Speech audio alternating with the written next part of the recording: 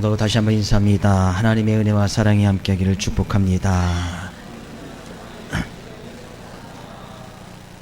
넌센스 퀴즈. 냉장고에 코끼리를 넣는 방법 3단계 아시죠? 첫 번째, 냉장고 문을 연다. 두 번째, 코끼리를 넣는다. 세 번째, 냉장고 문을 닫는다.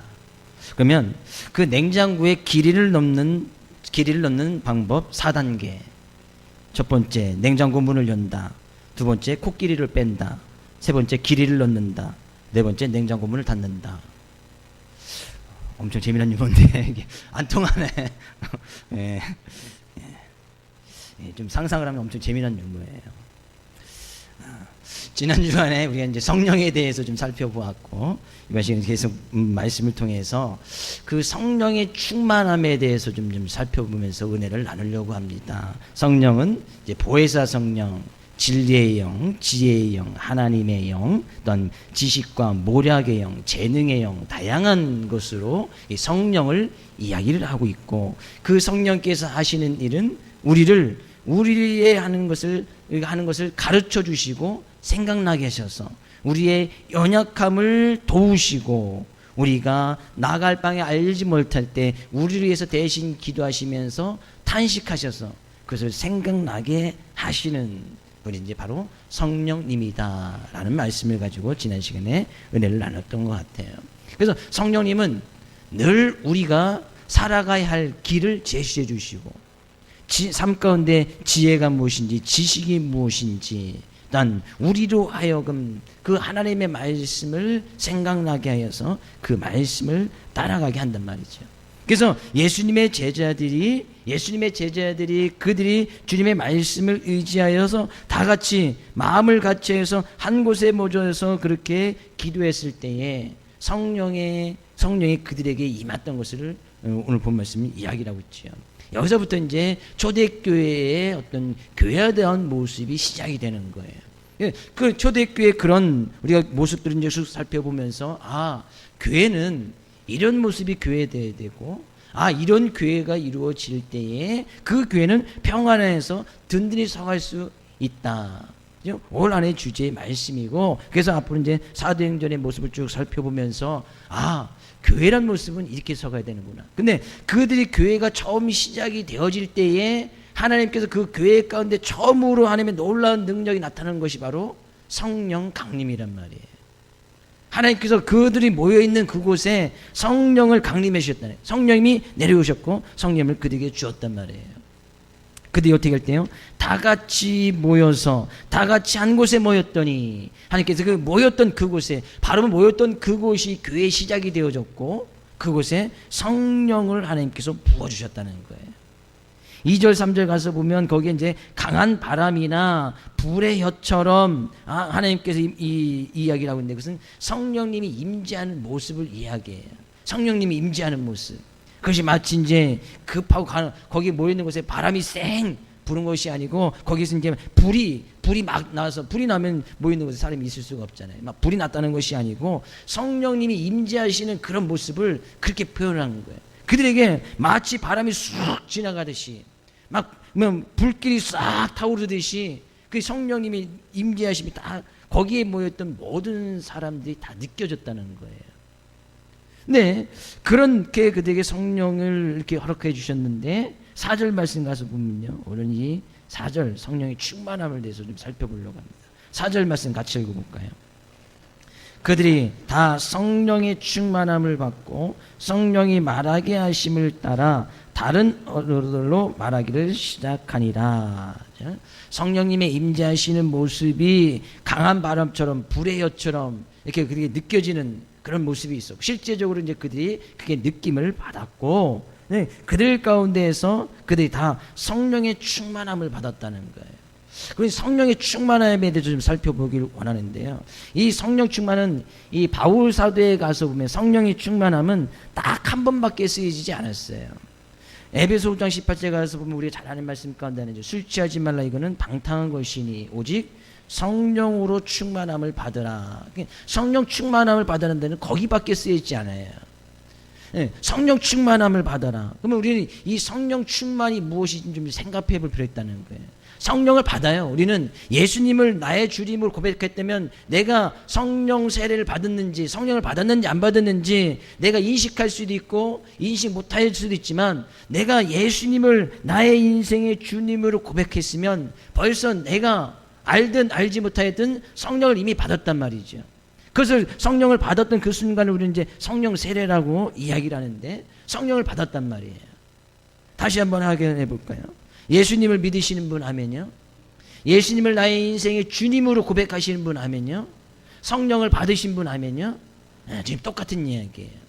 내가 예수님을 나의 주님, 내 인생의 구원자십니다, 주님은 그리스도십니다 라고 고백한다는 것은 성령이 아니고는 그렇게 고백할 수 없다. 물론 입술로는 할 수 있겠지. 입술로 하는 것 말고 정말 그 주님이 그리스도시고 살아계신 하나님이시고 내 인생의 구원자시고 내 인생의 주인 되심을 내가 진심으로 마음과 정성을 다해서 고백했다면 성령을 벌써 우리는 받았다는 얘기예요. 성령 세례가 벌써 이루어졌다. 성령 세례가. 성령이 받은 것을 성령 세례라고 이야기하는 거예요.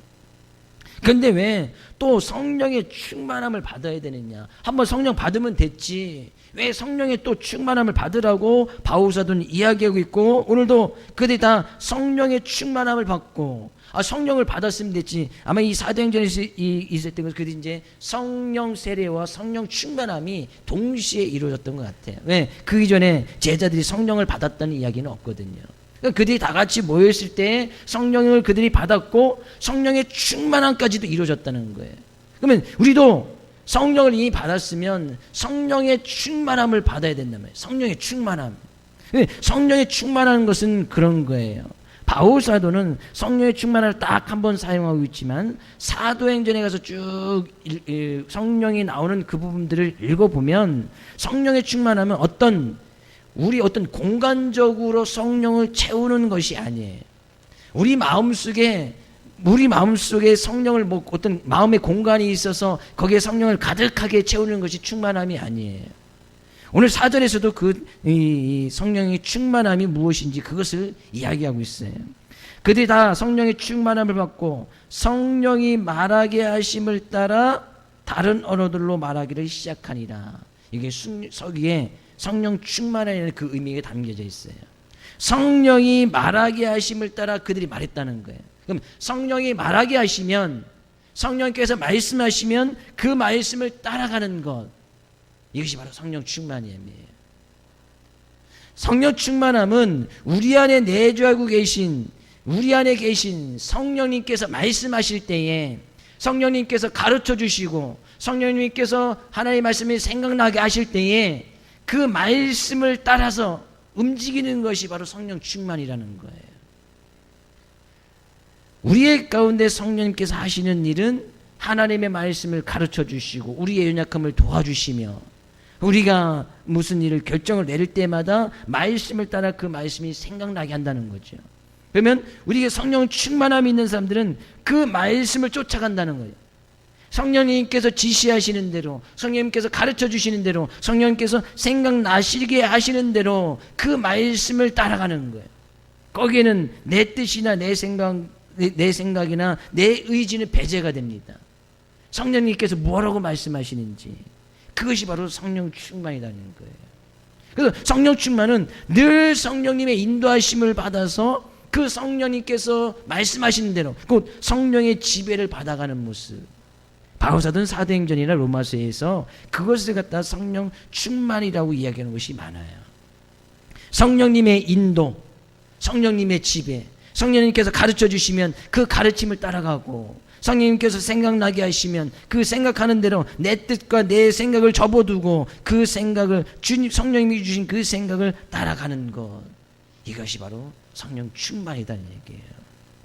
저는 우리 모든 성도님들이 교회가 시작이 되어지고 그 교회가 굳건히 서 나가기 위해서는 그 교회 가운데 모든 성도님들이, 각 교회가 다 성령의 충만함을 받아야 됩니다. 그래서 매 순간순간마다 성령의 인도함을 받고 성령의 지배를 따라가야 되는 거예요. 이것이 바로 성령 충만이라는 거예요. 오늘도 우리는 성령이 충만했기에 주의 말씀을 따라서 성령님께서 오늘도 우리 안에서 생각나게 하시죠. 오늘 주의 날이니까 특별히 주의 날을 구별해서 하나님께서 제사를 드리고 예배를 드리고 생각나게 하고 가르쳐 주셨기에 그 말씀을 따라왔단 말이죠. 그것이 성령 충만한 상태인 거예요. 저는 이 성령 충만한 상태가 늘 항상 삶 가운데 늘 유지될 수 있어야 된다는 거예요. 늘 유지. 오늘은 성령 충만했다가 내일은 성령 충만하지 못하고 성령이 소멸되거나 성령이 없어지는 것이 아니에요. 이 충만하지 못하고 충만하지 않다는 것은 내가 말씀을 따라가고 말씀을 따라가지 아니하고 그 차이거든요. 성령님이 뭐 왔다가 들락날락 하시고 성령님이 있다가 없다가 막 하시는 그런 분이 아니란 말이에요. 성령님은 늘 우리 안에 계시지만 그 성령님께서 우리를 가르쳐 주시고 생각나게 하실 때 그것을 내가 쫓아가느냐 쫓아가지 않느냐, 성령 충만하냐 성령 충만하지 않느냐, 거기 차이가 있단 말이에요. 그리고 매 순간순간마다 말씀을 따라가다는 거예요. 그러니까 이 가운데서 그들이 성령 충만을 받아서 하나님께서 놀라운 하나의 또 다른 역사를 하나님의 기적을 하나 보여주시는데 그들이 거기에서 각각 다른 언어들로 거기 모인 사람들이 말하기 시작했다는 거예요. 여기서 다른 언어들은 뭐예요? 거기들이 모였을 때 사람들이 다 깜짝 놀랍니다. 5절 6절 말씀 가서 볼까요? 5절 6절. 그때 경건한 유대인들이 천하 각국으로부터 와서 예루살렘에 머물러 있더니 이 소리가 나매 큰 무리가 모여 각각 자기의 방언으로 제자들이 말하는 것을 듣고 소동하여, 이들이 이제 각각 다른 언어들로 이야기했다는 것은 지난 주에 잠깐 말씀드렸듯이 각각 다른 나라의 말을 했다는 거예요. 쉽게 해서 외국어를 막 그들이 이야기했다는 거예요. 기도 가운데 하나님의 역사가 일어났는데 성령님께서 말하게 하심을 따라 그들이 거기 또 모였던 사람이 다 다른 말로, 다른 언어로, 다른 외국어로 막 이야기했다는 거예요. 쉽게 이야기하면 지금 어떤 사람은 영어로 이야기하고 어떤 사람은 일본어로 이야기하고 어떤 사람은 중국어로 막 그렇게 이야기를 했다는 거예요. 예, 우리가 그것을 갖다가 알 수가 있습니다. 9절에서 10절, 11절까지면 각각 지역이 다 나오고 있어요. 지역이 사람들이 모였는데 거기에서 지금 이들이 왜 모였습니까? 오순절이었기 때문에 그들이 하나님의 성전에 모여서 각국에 흩어져 있던 유대인들이 그날은 이제 예루살렘 성전을 찾아서 모인 거예요. 이 오순절은 3대 절기 가운데 하나였기 때문에 그들이 이제 이 오순절 또한 초막절 또한 그들이 3대 절기 가운데 이 절기는 하나님의 전을 찾아서 늘 하나님의 전을 모든 남자들이 다 주님의 찾아서 모이라고 했던 그런 절기 가운데 하나예요. 그래서 각국에 흩어졌던 유대인들이 이날 예루살렘 성전에 모였단 말이죠. 근데 흩어져 있던 유대인들의 지역들을 가서 보니까요. 그죠? 9절 이제 10절까지 나와 있는데 지금 바데, 메데, 엘람, 메소포타미아는 지금의 어떤 이 터키 그 위쪽을 이야기를 해요. 지금 이스라엘 있으면 옆에 시리아가 있고 위에 터키가 있고 그 위쪽 지역을 갖다가 이쪽 지역을 이야기합니다. 그러니까 이 유대인들이 그곳에 이전부터 그곳에서 흩어져서 살면서 우리 이제 그런 사람들 이제 디아스포라라고 이야기하는데 그런 사람들이 그 나라 말을 쓰면서 사용하고 있었단 말이에요. 지금 만약에 터키라면 터키 이 지역의 말을 사용하고 있었단 말이에요. 근데 그 사람들이 막 와서 성령이 충만해서 가만히 들어보니까 어디선가 터키 말이 막 흘러나오는 거예요. 터키 말이 막. 또 유대, 갑바도기아, 본도, 아시아, 부르기아, 밤빌리아 이런 지역이 있을 때는 여기 이제 지금 이제 시리아 지역과 터키 남쪽 지역의 이야기예요. 근데 거기는 이제 헬러가 주로 사용되어졌고 헬러들이 이제 주로 사용되었던 지역이에요. 근데 그들이 그런 어디서 헬러가 막 흘러나오는 거예요. 또 애굽, 리비아 그런 애들 이제 빗던지 지금 애굽 지역, 그런 애굽 지역에서 왔던 사람들, 그런 사람들은 이제 보통 이제 라틴어나 로마어, 지금 로마어 같은 사람을 사용했는데 그런 말이 막 흘러나왔단 말이에요. 지금 이제 이집트 쪽 지역이죠. 또한 로마 지역에서도 온 사람들이 있었어요. 로마에서도 온 사람들도 있었단 말이에요. 근데 그 로마 말도 막 거기서 흘러나오는 거예요. 그러니까 각국에 있는 언어들로 그들이 막 하나님의 크기를 말하는 것을 막 듣게 되었단 말이에요. 아주 놀라운 이제 기적이지요. 그래서 뭐 그들이 이제 기도 끝 성령의 충만을 받다고 해서 그들이 다 외국어에 능통했다, 그런 것이 아니에요. 어떤 일시적인 현상이 일어난 거예요. 일시적인 현상이 일어났는데 각 지역에 모였던 사람들이 각각 자기의 나라 말로 알아들을 수 있는 그런 언어들이 막 흘러나왔다는 거예요. 성경에 가서 보면 이 언어가 원래는 언어가 하나였겠지요. 하나님께서 아담과 하와를 통해서 언어를 하나를 만들어 주셨어요. 근데 이 언어가 어디서부터 이게 언어가 막 흩어집니다. 사람이 흩어지게 되죠. 창세기 11장에 가서 보면 거기 이제 바벨탑 사건이 나옵니다. 바벨탑. 인간들이 교만하여서 높은 탑을 지어서 우리가 좀 하나님과 좀 만나서 좀 대면하자. 그죠? 높은 탑을 쌓아서 올라가면 하나님 만날 수 있지 않겠는가. 그 높이 탑을 쌉니다. 바벨탑을 쌓지요. 하나님께서 그 모습을 보셔서, 그죠? 그 가운데서 사람들의 언어를 막 혼잡케 하십니다. 그래서 사람들의 언어를 혼잡케 하셔서 그 자기 말끼리 통하는 사람들끼리 막 흩어져서 살게 되어진 거예요. 그때부터 이제 언어가 수많은 언어들이 생겨나게 되었지요. 근데 지금 어떻게 보면 이 성령의 충만을 받아서 다른 언어들로 말하게 했다는 것은 거기에 있는 모든 사람이 다 알아들었단 말이에요. 무슨 말을 이야기했는데 그들이 하나님의 큰 일을 말하는 것을 들었다고 이야기하고 있습니다. 11절 가서 볼까요? 11절. 그레데인과 아라바인들아, 우리가 다 우리의 각 언어로 하나님의 큰 일을 말함을 듣는도다. 거기에 있던 사람들이 하나님의 큰 일을 말하는 것을 갖다가 각국의 사람들이 다 알아듣게 됐단 말이에요. 예? 언어가 달라도 상관이 없었어요. 왜? 하나님께서 일시적인 형상으로 다른 나라 말을 해결해 주시면서 그들이 하나님의 큰 일은 뭐예요? 사도행전에 가서 보면 하나님께서 크게 베풀으셨던 그 일이 뭐예요? 예수 그리스도 십자가, 예수님 믿었을 때 구원이 있고 예수님께서 부활하셨고 우리도 부활이 있을 것이고 그 예수님께 다시 세상에 재림하여 올 것이고, 사도행전에서 제자들이나 사도들이 이야기했던 설교의 주제는 항상 그거였어요. 예수님의 십자가, 부활, 그리고 재림, 그 위에 심판이 있을 것. 이것이 항상 주제였고 가는 곳곳마다 그 얘기를 합니다. 근데 지금 이들이 모였을 때도 하나님의 큰일, 하나님께서 어떻게 구원의 사역을 베풀어 주셨는지 그 이야기를 각 나라 말로 다 이야기했단 말이에요. 여기 상당히 큰 의미가 있어요. 모든 민족, 모든 나라들에게 이 하나님의 큰일이 전해질 것이고 하나님의 구원의 사역이 이루어질 것을 갖다가 미리 이야기를 하고 있는 거예요. 그래서 지금 우리도 그런 하나님의 큰 일을 우리가 듣고 믿고 우리가 그 하나님의 큰 일 가운데 지금 동참을 하고 있고 그것을 믿고 나가고 있단 말이에요. 하나님께서 그런 것을 보여주는 거예요. 그래서 그 교회에서부터 처음에 시작된 그 교회에서부터 그런 일들이 이루어져 나가는 거예요. 예루살렘 교회, 어떤 교회의 시작이라고 할 수가 있겠지요. 거기서부터 이루어져 나갔단 말이에요. 네, 결국에 성령의 충만함은 어떤 일시적인 형상, 우리가 성령을 받을 때는 이렇게 뭐 방언을 한다든지 다른 말을 한다든지 어떤 뭐 여기처럼 급한 바람처럼 하나님의 음성을 들을 수도 있고 불의 혀처럼 어떤 뜨거움이 있을 수도 있고 여러 가지 하나님께서 나타내신 그런 은사들이 나타날 수도 있어요.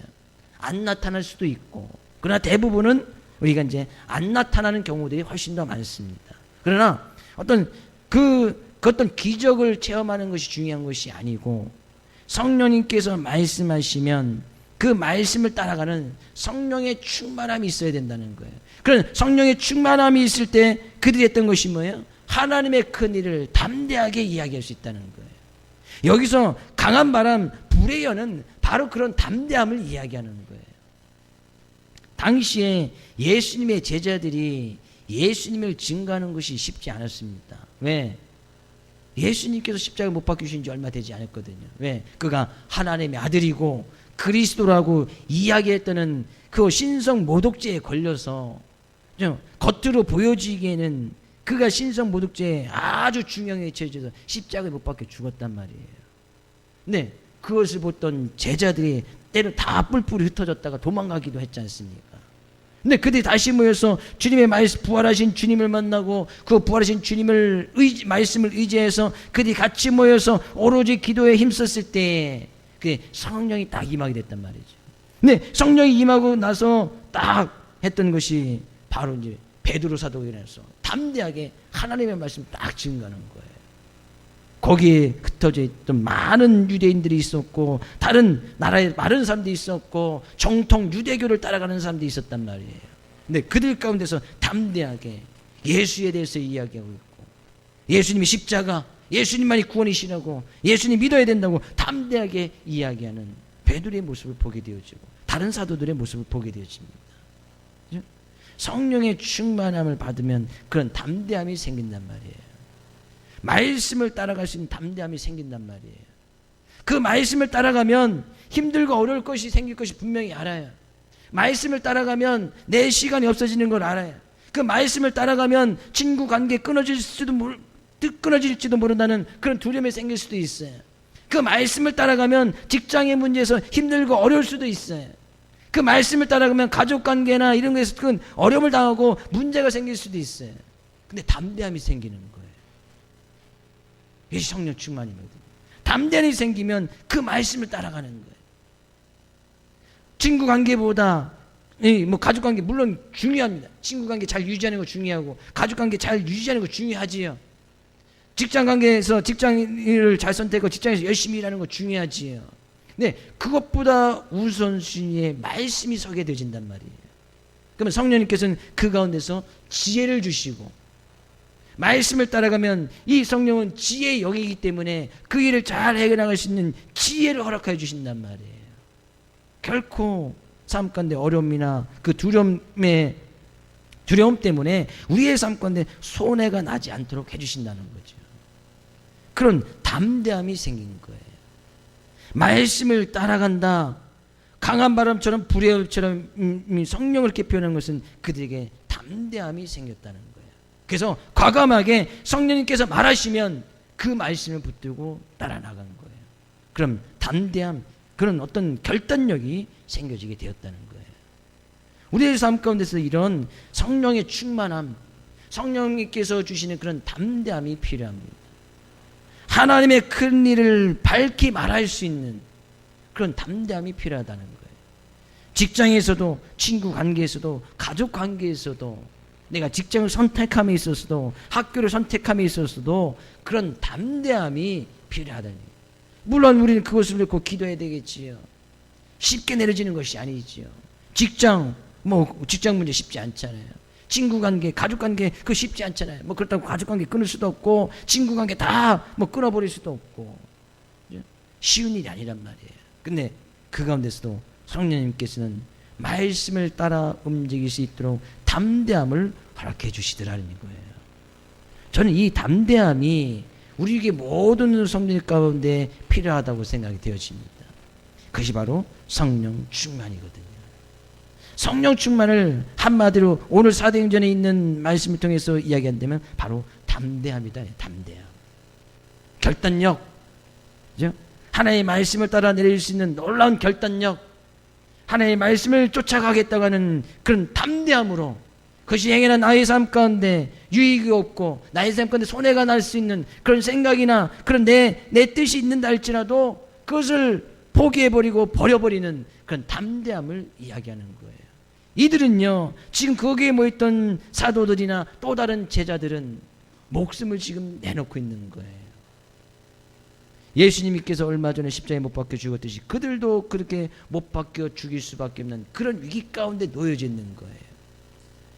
우리가 사도행전을 뒤에서 보면, 그래서 사도들의 대부분의 사도들이, 예수님의 제자였던 사도들이, 첫 번째 순교자가 나오잖아요. 야고보가 먼저 예루살렘 교회에서 지도자 역할을 하고 있다가 그 야고보가 순교를 당합니다. 예수님의 제자였던 야고보 순교를 당해요. 사도행전에 나오죠. 베드로도 순교를 당합니다. 나머지 제자들도 다 순교를 당해요. 감옥에 들어가서 죽고 다 순교를 당해요.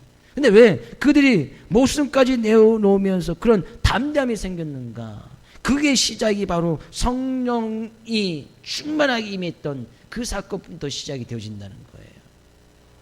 우리가 말씀을 따라갈 수 있는 것, 성령이 충만해야 돼요.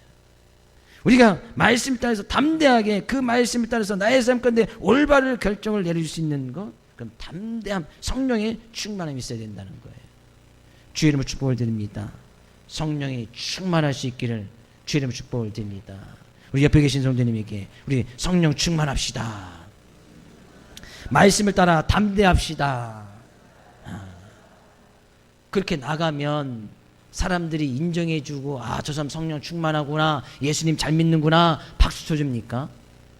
아, 저 사람 올바른 결정했구나, 저 사람 참 지혜로운 사람이구나 사람들이 인정해줍니까? 아니에요. 성경에 가서 볼까요? 7절 가서 볼까요? 7절.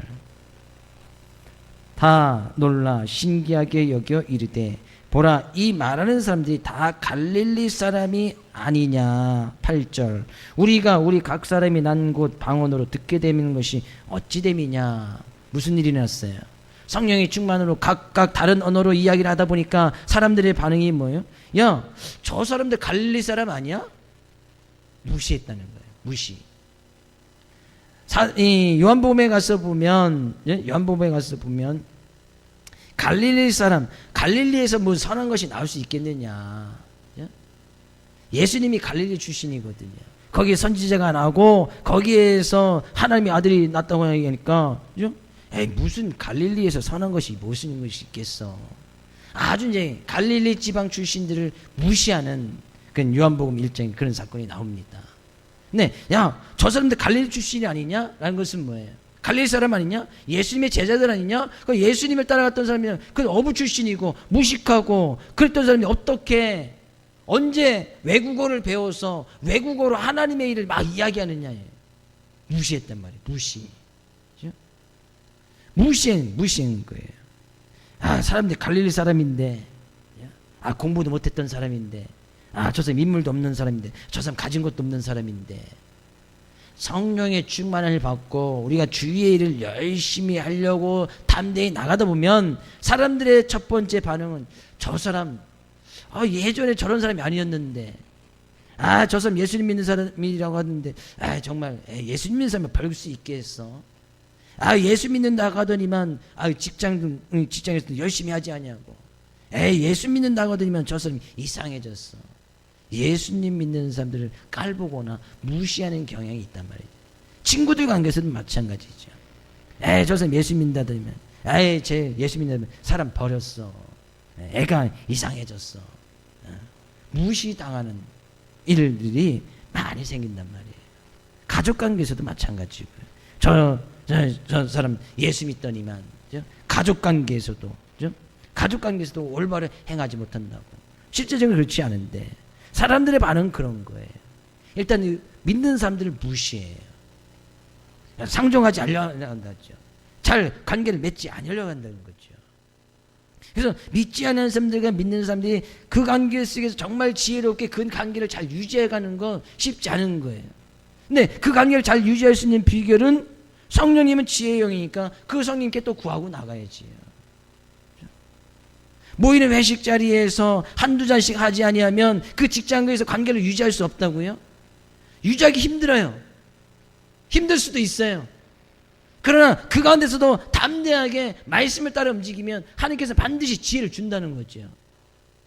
오히려 그 가운데서 믿는 사람의 모습으로서 하나님을 나타낼 수 있는 어떤 그 증거의 기기가 될 수도 있다는 거예요. 그것이 담대함이거든요. 어떻게 사장이 한 잔 주는데 거기서 말단 사원이 저 안에 예수님 믿습니까? 저 못합니다. 이런 담대함이 어디서 생깁니까? 그죠? 생길 수 없는 거예요. 아, 직장 관계에서 서로 이제 사업을 하는데 계약서를 써야 되는데, 계약서를 쓰는데, 아, 뇌물도 좀 이렇게 살짝 더 주고, 이제 이렇게 봉투도 주고, 알게 모르게 암암리에 이렇게 계약서를 쓰고 뭐 해야 되는데, 성령 가운데 뇌물은 안 된다. 뇌물을 주지도 말고 받지도 말 것이며. 아, 그 말씀을 따라 담대함이 생겨요. 어쩌면 사업소에 계약을 안 쓸 수도 있었어요. 계약권이 상당히 크면, 사람의 마음이 흔들 수 있단 말이죠. 근데 담대함이 생기는 거예요. 말씀을 따라. 성령님께서, 야, 그러면 안 돼. 그 계약 성공하지 못한다 할지라도 말씀을 따라 움직여야지. 말씀을 따라 담대하게 움직이다 보면 분명히 하나님께서 우리에게 손해나게 하시지 않는다는 거죠. 또 다른 계약이 들어온다든지 아니면 또 다른 것의 은혜를 반드시 부어 주신다는 거예요. 사람들은 우리를 무시한다는 거예요. 무시. 또 뿐만 아니라, 그죠? 13절 가서 볼까요? 13절. 또 어떤 이들은 조롱하여 이르되 그들이 새 술에 취하였다 하더라. 그들이 하는 뭐예요? 조롱한다는 조롱. 아, 쟤네들 저기서 보기에 믿지 않는 사람들 보기에 정말 미친 것처럼, 마치 술에 취한 것처럼, 각기 다른 언어가 막 섞어져서 나온다고 생각해 보십시오. 듣는 사람들이 제대로 들을 수도 없을 거예요. 막 여기서 어떤 사람 영어하고 일본하고 중국어하고 그것이 막 섞여서 들려요. 그럼 이상한 말이 된단 말이죠. 아, 쟤들 술 취했구나, 정신이 나갔구나, 좀 더 세상적인 말로 쟤들 미쳤구나, 미쳤다는 얘기예요. 조롱해버린단 말이죠. 성령의 충만을 받아서 담대함으로 나가다 보면 믿지 아니하는 사람들을 우리를 인정해주고, 그래, 아, 예수 믿으니까 잘됐다, 박수 쳐주냐? 그렇지 않단 말이죠. 무시하고 조롱하고, 그죠? 오히려 우리로 하여금 하나님의 일을 이루어지 나가지 못하도록 방해한단 말이죠. 그러니까 항상 무시당해 보십시오. 항상 조롱당해 보십시오. 좀 미움당하고, 그러면 근심 걱정이 생길 것이고 두려움이 생길 것이고, 사단은 그것을, 그 틈을 타고서 사단은 들어온단 말이죠. 그래서 그 성경 가운데 이들이 그렇게 조롱을 당해도, 무시를 당해도, 미움을 당해도, 따돌림을 당해도 그 가운데에서도 그들이 놀라운 큰 일을 이뤄나갔던 것, 우리 사도행전을 통해서 다 알다시피 그들이 그 가운데서도 하나님 놀라운 큰 일이 일어나갔잖아요. 교회가 세워지고, 또 다른 교회가 세워지고, 또 다른 지역에 선교가 되어지고, 또 다른 곳에 하나님 나라가 증거되어지고, 그곳에 또 교회가 세워지고, 그런 교회가 막 든든히 상했던 모습들을 우리는 사도행 전체를 통해서 볼 수가 있어요. 왜 그런 놀라운 일들이 일어나갈 수 있었는가? 성령의 충만함이 있었기 때문이다. 아무리 그들을 미워하고 조롱하고 무시한다 할지라도 그들은 그것을 이겨나갔단 말이에요. 무엇 때문에? 성령의 충만함이 있었기 때문에.